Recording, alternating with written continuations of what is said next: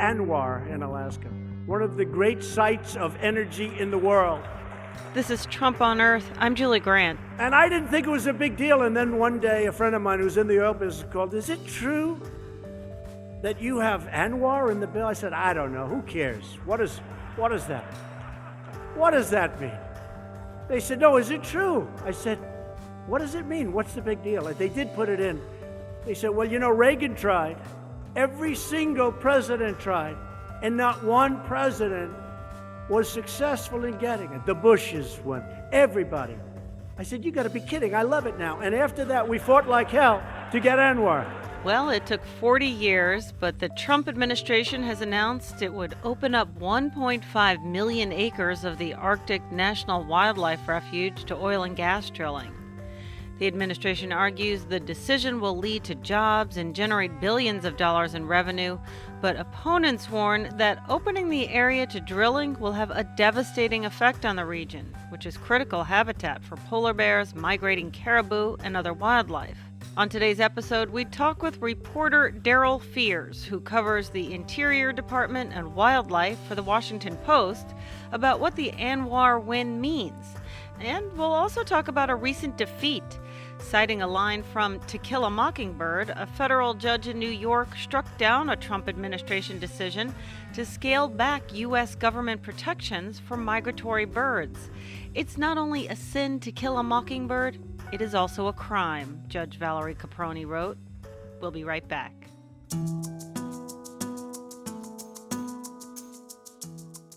Hi, I'm Lillian Madoni. I'm a 7th grader at Sunnyside Elementary in Pittsburgh, Pennsylvania. I'm in a club called Climate Action Group. I care about the environment because global warming will eventually make the water rise to a point that some islands will be covered in water, unless we work together to prevent global warming. This podcast helps keep track of Donald Trump's shenanigans. If you think that is valuable, please consider supporting them on Patreon. You can find out more information at patreon.org/TrumpOnEarth. Thank you. Darryl Fears, thank you so much for joining us. It's my pleasure. So there's a lot of news to get to. One thing we wanted to ask about, because this is just happening, the Trump administration has announced that they've finalized drilling plans for the iconic Arctic National Wildlife Refuge. This has been a goal of some Republicans for decades, 40 years. What does this mean, what the Trump administration's done here? It means that companies will be able to bid on leases in one of the most pristine areas, wildlife areas of the country. And so companies can begin to sort of acquire land for the purpose of drilling, and that's another process. But this land has been, as you said, protected for a very long time for very specific reasons. And the reasons are that caribou, millions of caribou living there sustain native peoples in that area. Also, there are a number of oxen there and untold numbers of migrating birds that migrate from Alaska throughout the lower 48 states.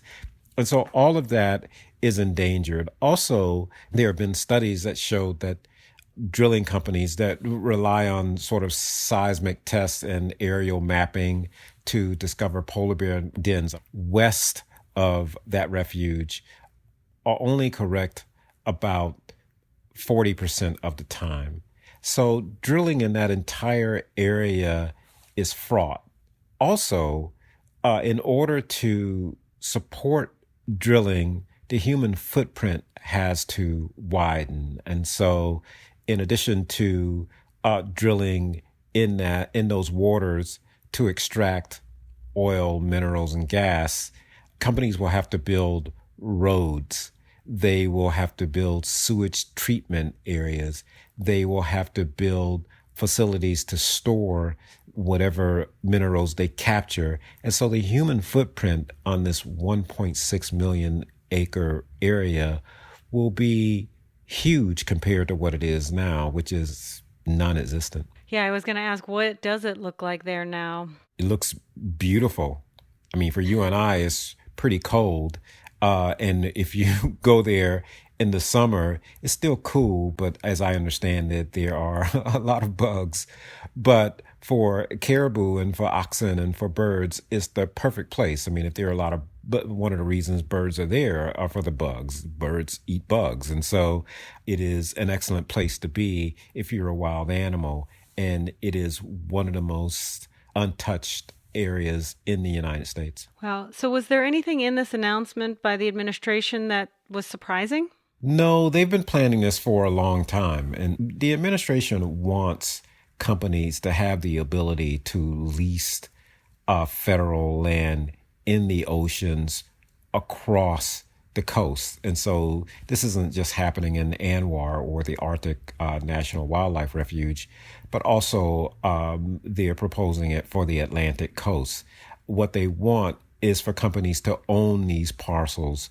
So in some future, for the 10 years or so that they can lease this land, they might be able to drill if they can get another president who's sympathetic with drilling rights. And also, I should point out that this is something that Alaskans, at least the Alaskan leaders, have wanted for some time. Lisa Murkowski has fought for this. To those who live there, to those who raise their families there, and to those who are looking to live for generations, know that our promise to you today is a bright future. This, Mr. President, is what energy dominance is all about. So let's go. Drilling means more revenue and more shared revenue for Alaskans. And so this is something that they favor, while most of the country, according to polls, do not. So 70% of voters, according to a Yale poll that was done recently, disagreed with drilling in ANWR. To us, sacred place where the life began, there's no other place in the world that needs to be protected. And since 1988, Americans have spoken loud and clear repeatedly that they don't want no gas and oil development there. This gave those Americans a chance of what they wanted. And that's what the land is for. It's a public interest land for the voters. Yeah, I mean, I wanted to ask you how environmental groups, I mean, you're talking about the public at large, but how have environmental groups reacted to this plan? Hair on fire. It's our nation's #1 premier wildlife refuge. Just because we hit low economic times is not the time to start opening up treasured landscapes. And this happens in history time and again. There was an effort by Congress to mine the Grand Canyon for zinc, asbestos, and copper when the economy gets bad. We have to be a tougher people than that. I mean, they have opposed this for a long time. I can see from my inbox there is anger from those groups and vows to fight it, not just from the conservation groups, but from the Greenwich people that rely on caribou and caribou calving. My name is Sarah James, and I'm a Gwich'in Athabascan from Arctic Village, Alaska. I'm here on behalf of all my Gwich'in people with the direction of our elders. For too many... They feel that caribou migration will be greatly disrupted, and those caribou that sustain their tribe will move on elsewhere, and it will be harder for them to continue their traditional practices. Our community very much depends upon that herd to this day, just as we have for thousands of years. And so it's a human rights issue. It's a food security issue for the Gwich'in communities, for the Gwich'in Nation. And that is why we have been so forthright over a 30-year period of time now, trying to protect this place. It's interesting, and yet politicians from the area support moving forward with drilling. Yes, politicians do. There are some native corporate concerns that support drilling, but by and large, the tribes themselves don't. I hear this talk about development all the time. We need to develop this, we need to develop that. What I think we need is a little bit of understanding of the sustainability of the life that we live as Gwich'in. We're not sitting here asking for anything. We're not saying we need hospitals, we need schools. We need all these things. We're not saying give us money. What we're saying is let us live as Gwich'in. And I keep hearing, well, the locals. Let's hear what the locals have to say about the 1002 area. You know what the locals are? They're caribou. Those are the locals that don't have a voice. And that's why we're here as Gwich'in. So the first auction would be held December 22nd, 2021, according to the plan. Though Secretary Bernhardt said it was possible that could take place by the end of this year. So what do we know about how these auctions work? Is the land just up for grabs to the highest bidder?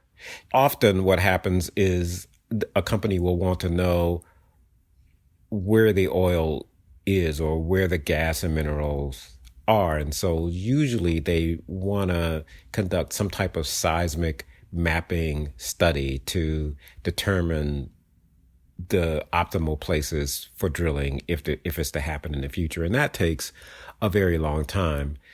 David Bernhardt, the Interior Secretary, said he doesn't think a company will necessarily need that in order to move forward, but usually they do. It's interesting that he would say something like that.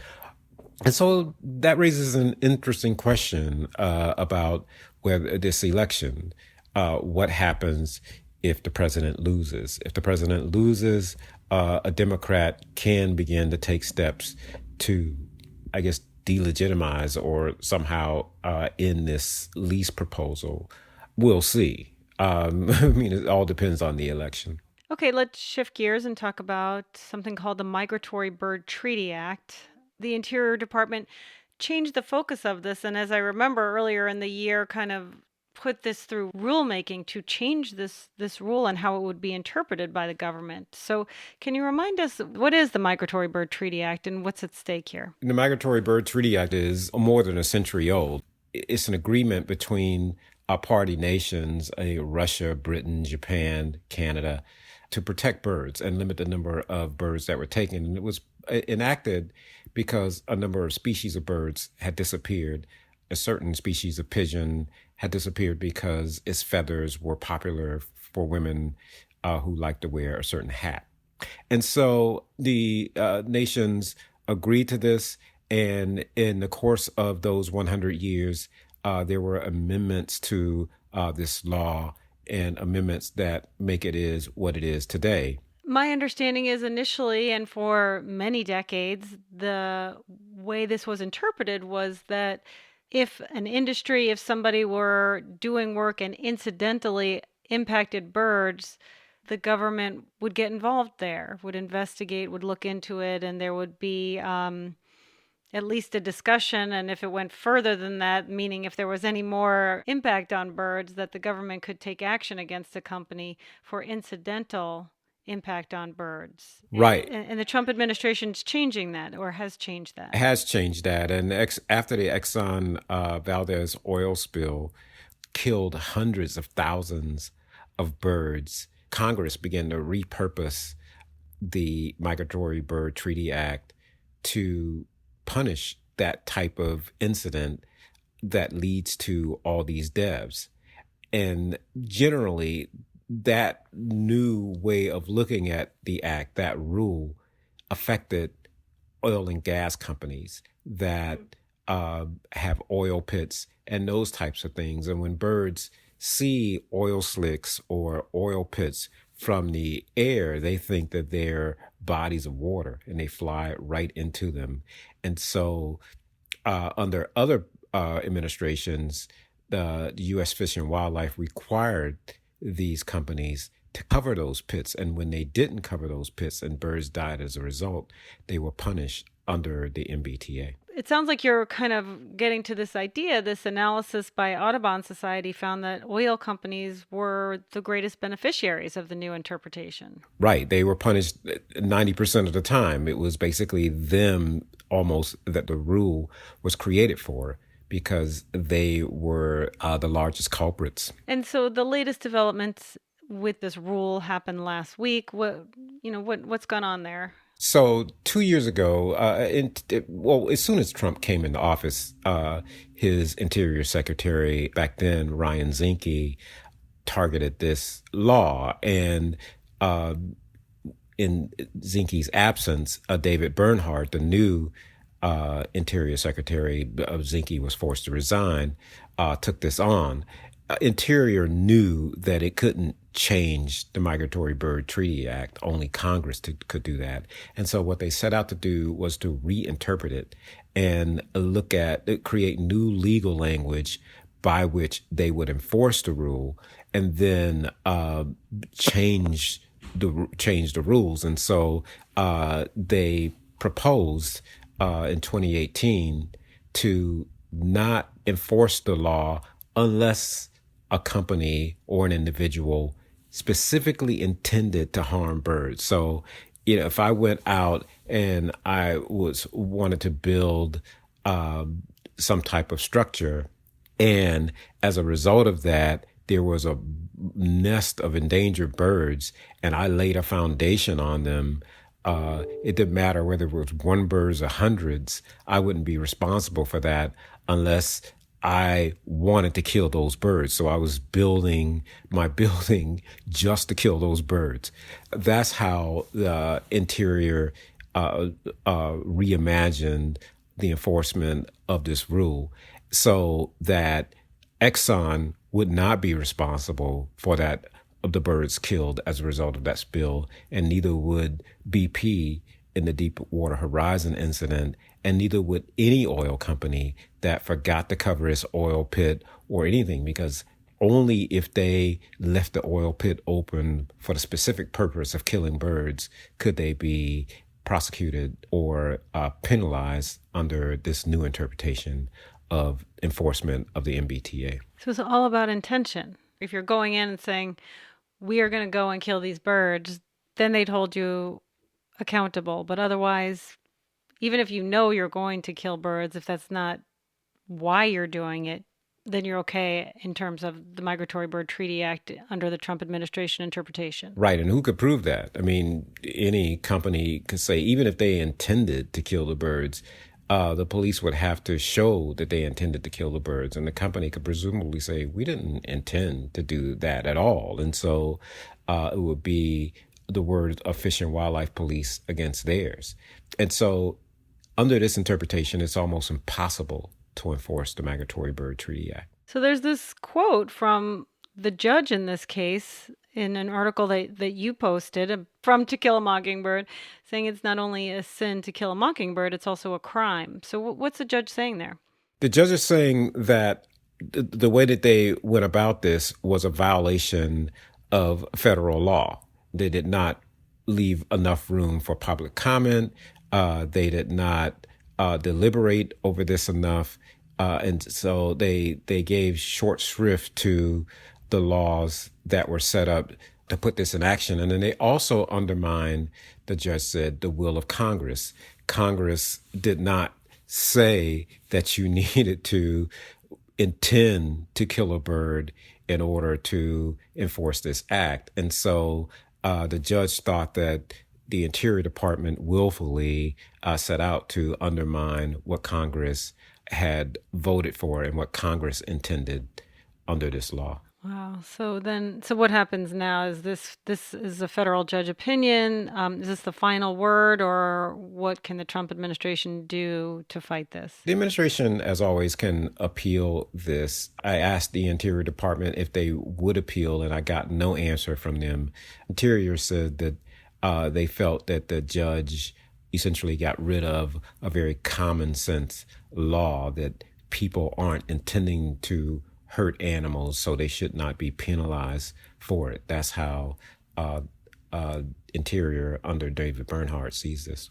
So now they are required to go back to the interpretation before the rulemaking, before this administration's interpretation. I mean, because they had an interpretation before they even made the rule that was different from previous interpretations of this rule. Their legal opinion that supported their rule change was thrown out. So it has no basis. So it defaults to how the act was enforced before they made this change. So I'm curious. I mean, I'm sure as someone who covers the Interior Department, you've got some sources in there. Is there some silent cheering from the department? We talked with some some former leaders at Interior for this podcast when the rulemaking was underway, and they were talking about how they were speaking out and writing an amicus brief because they disagreed with the Trump administration interpretation. And even though they'd never been political and had never spoken out before, felt it was important in this case. So I guess I wonder, what are you hearing from the inside? Well, it's interesting. I don't hear a lot from inside Interior. There's a chill there. Under the Trump administration, people are, and this just isn't at Fish and Wildlife. This is at Bureau of Land Management and other agencies. People aren't really speaking out. Now, I hear from people who say employees inside the agencies applaud certain laws, but you don't really hear from them. I may hear from one or two people saying that they appreciate a decision like this. But by and large, I would expect that Interior police and staff who were accustomed to enforcing these laws for decades were against this change. But as far as hearing from people as a reporter, I can't say that I really have. And, we just wanted to switch gears a little bit and ask you about covering the Interior Department, because it sounds like there just aren't that many reporters on this beat. Have you been covering this long? I've been covering Interior for about 4 years. It has such an impact on climate and climate change, and Interior basically controlled drilling and methane release and carbon release from drilling, and how much drilling could happen on federal land and in the ocean. And so they felt, the editors did, that it was time to look at the entire agency. And I also wanted to cover wildlife. I think that Interior is an unwieldy department to cover because it is so vast, millions of acres of land, specifically out west.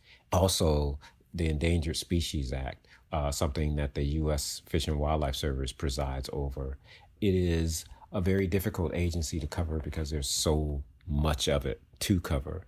And I think that a lot of reporters shy away from that. Okay, well, Darryl Fears, thank you so much. We really appreciate your time. Thank you. Darryl Fears is a reporter for The Washington Post. Thanks for listening to Trump on Earth. If you like our show, please consider supporting us through Patreon. Just go to patreon.com/TrumpOnEarth. You can find us online at trumponearth.org and anywhere you get your podcasts. Write us a review and tell your friends. The podcast is supported by the Robert F. Schuman Foundation. Our producer and digital editor is Andy Cubis. Kathy Nauer is the executive producer. I'm Julie Grant.